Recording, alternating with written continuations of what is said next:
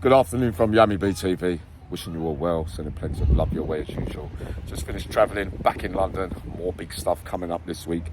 You get ready, I will be going live tonight as well. But you've also been asking me more in-depth stuff around the so-called legendary South London gangster family named the ARIFS. Now, over the years I met Mehmet, Dennis, Duggan, albeit briefly. But on this particular occasion, there's a couple of these in this video right now, right? This one was when he come out, I think, from the first big one that he got. That was like the 80s, where they was on the Isle of Wight and that kind of stuff. He was out 1 week and he was in a Damon Le Cooper. It was only about 200 of them cars. I hope I got the car right. You know what I'm like with my cars. But it was white with, you know, like proper stuff. I don't know my cars that well, but I remember Damon Le Cooper, something like that, right? So he's out about a week. He's got his missus in a car with him at the time. Now, I didn't know his missus, but his missus knew my sister. Would have been the luck that was, right? And plus other little younger bits of the family as well. Some of my family had contacts with. So while he was high rolling down the old Kent Road, unmarked cars, sirens were blaring. He apparently said to his missus at the time, listen, they might be for me. She didn't know what was going on, of course. They pulled him over, dragged him out. 7 days he was out. They opened the boot of the car. What was in there? £20 million in fake £50 notes. If I remember rightly, those fake £50 notes came out maybe the 80s or 90s. Maybe some of you will be able to clarify that with me, right? Now, this is how powerful they was. Don't underestimate the ARIFS. Many of you don't anyway. You've all said to me, come on, Yami, give us a little bit more.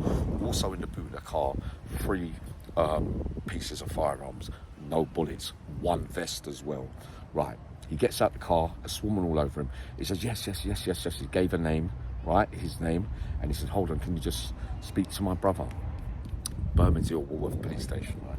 It's not his brother in the police station. You've got a direct line there. The officer in charge of that particular jump on that car speaks to someone across there, says, yeah, we've got Duggan in the car. That looks like they're real note. Obviously, they don't know at the time that they're fake, right? But in the end, I think they worked that bit out. So he speaks to the geezer in the police station because Duggan says, yeah, talk to my brother. It's not his brother, right? It's a PlANT in the police station where they used to get all the heads up and the information on. Obviously, this squad don't know what's going on. Man, the power them days was everyone had it. You know, think about it. So he has a phone call. He says, nah, let the vehicle go. Take the money, right? That's what he said. Take the firearms and bring them here. And I'll do it. That's what he said. The things got confiscated. I know that, right? So that was that bit of luck. And they let him drive off, right?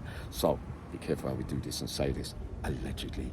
1985, around about the connoisseur time, right? Some good bits about the ARIFS as well, you know, like a lot of the old kind of gangsters.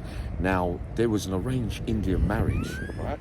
And the lady didn't really want to marry the husband, but she had a little sister, and she kept going to tell Duggan. Duggan was like kind of the boss. I think I always thought Dennis was the brains, but not so in this story. Duggan, they paid the arranged marriage of the supposed husband who was marrying the Indian girl. They got paid £2,000 to do a move like that. Those are the kind of things that used to take place back then, right? So they took him to Epping Forest, tied him to a tree, and beat him. No arranged marriage after that, but that's the kind of levels it was. And just to say the good little bits about the ARIFS, right? They're away in another country now.